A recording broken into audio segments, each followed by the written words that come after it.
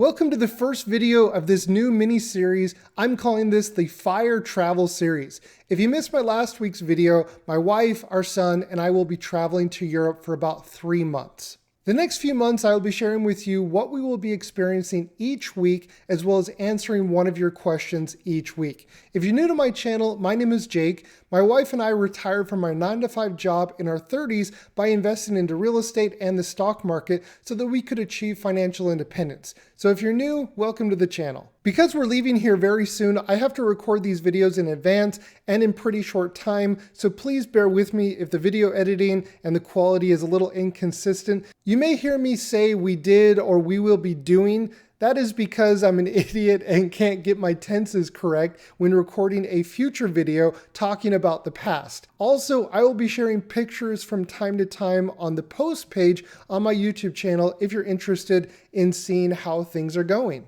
I'm excited to share that this video is presented by Snowball Analytics. Snowball Analytics is a tool that I use to analyze my dividend portfolio. You can check them out with the link in the description below and use promo code DGI to get the very best pricing. I'm so grateful for Snowball Analytics for sponsoring some of these videos that you'll be seeing in this series. I don't partner with just any old brand. I'm very selective about who I partner with, and I personally use Snowball Analytics. Sponsorships like this allow me to keep investing my time into YouTube so that I can share my experiences like this with all of you. So thank you, Snowball Analytics, and thank you to all of you for watching and making this possible. Week 1. This is a big week for us. My wife had her final day of work this week. She turned in her laptop and she said goodbye to her corporate job. After many years of working, she's said, you know what, I'm done with working. Our investments pay enough where we can live off of them instead of relying on trading our time for money with a normal corporate job. So she quit her job, and the day after she quit, on April 16th, we rented a car from Austin, Texas, and we drove for 3 days from Austin, Texas to outside of Orlando, Florida in Cape Canaveral. Now, some of you might be thinking, well, why didn't you just fly? Well, for us, we absolutely love road trips. Road tripping is one of our favorite things. It's our happy place. We have our son in the back seat and we turn on some music or we just talk about the future, our plans.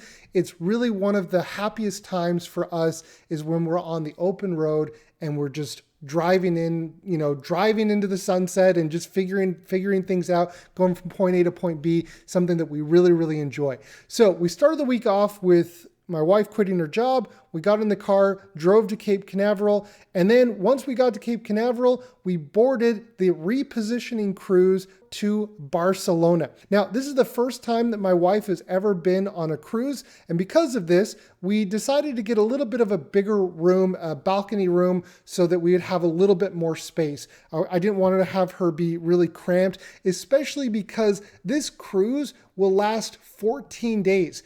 2 weeks we will be on the go, and a little bit more than half of those days will be spent at sea. So we wanted to have a little bit of a nicer room when we were on the cruise. And there will be excursions and stops along the way that I'll share in future videos. So needless to say, this was an incredible, exciting time for us. And I'm so excited that my wife was able to join me in early retirement in our 30s. So now I want to take a look at a question that I got from Mo. Mo wrote to me, said, I was wondering if you'd be open to sharing how you planned it, this trip he's talking about, budgeting, logistics, any tips or tricks you've picked up, and of course your itinerary if you don't mind. Honestly, I'd love to hear any and all details you're willing to share. Well, Mo, thank you so much for sending over the question. I love talking about traveling. I've been traveling for most of my life. When I was in my early 20s, I went over to Germany. I spent about 10 years of my life living in Germany.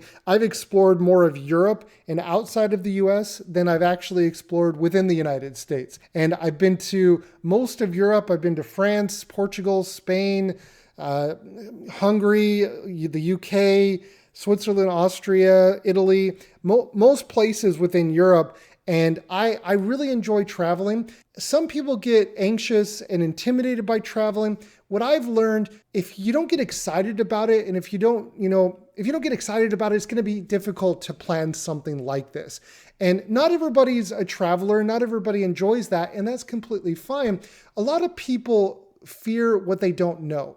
Uncertainty drives a lot of fear and doubt in people. And I guess what I could say is you don't have to go blind into it. You can plan different things. There's no one size fits all when it comes to this. I know someone that had to plan literal bathroom breaks when they were planning like a 2-week trip. And I'm not that intense when it comes to my planning. I'm a little bit more laid back than that, because part of traveling for me is, or part of the joy of traveling is, the unknown, exploring. And that's what I like about it. But when you think about planning a trip, and especially a trip like this for 3 months, you have to ask the question, well, why are you doing it? When you think about a trip or traveling, you have to ask the question, do you want a more relaxed sightseeing trip up in the mountains or, relaxing on the beach? Or do you want to do more city hopping? Do you want to go to the Louvre? Do you want to go see, all the big sites, right? What do you want to do?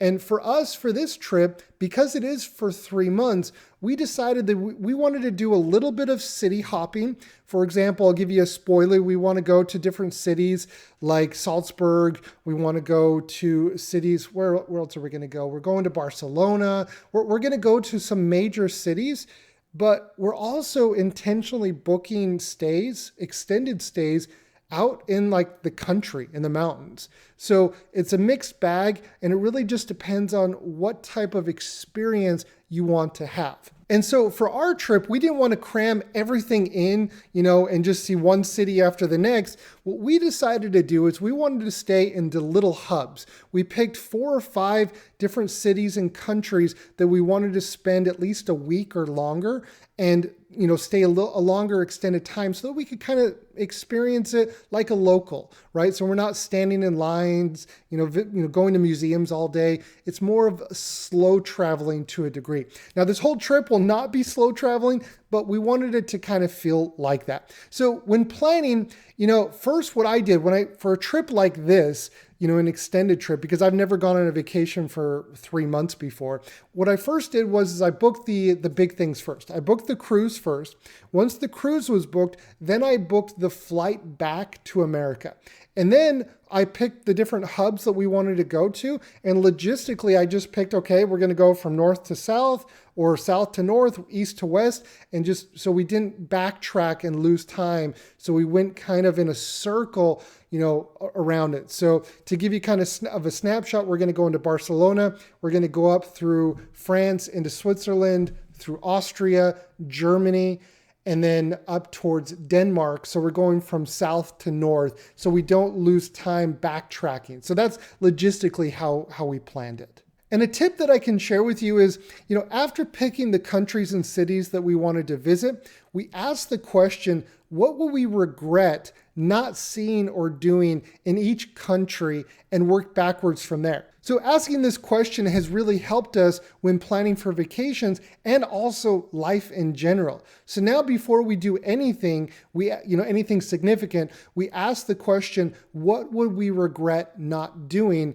And we focus our energy there. So when it comes to the budget for this trip, I've been wanting to do a trip like this for about 3 years now. And I'm a dreamer. I love to plan. And so I've been dreaming about this for many years, even when probably longer than 3 years, when I was working, in meetings, and just like I would doze off, just like, I'd love to do this. So I've been thinking about this and hoping to do this for a long time, but I've been budgeting, a part of our income each month so that we could afford a trip like this. When booking the cruise and the flights, these are some of the bigger ticket items, and the hotels. I paid for the majority of those in advance when I had the money. So once we committed that we were going to do it, I booked the cruise, I booked the flights, and those were paid, almost a year ago. And so that was budgeted for almost a year in advance. So this isn't something that we're doing last minute, though I'm not opposed to doing something last minute. Just something this big, I wanted to plan it out and make it as least stressful as possible. And when looking at my Excel sheet, about 80% of what we're doing was paid in advance when I booked it nearly, 6 to 12 months ago. And so one thing that's helped as well is, travel hacking, travel credit cards, reward points. We used the Marriott card and the IHG card, and we got about 14 nights for free just with points. And so we strategically picked locations as well based off of where we could use our points. In Europe, it's a little bit more difficult. In the US, it's easier. So about 2 weeks we got for free essentially through our credit card points. So that was a big deal.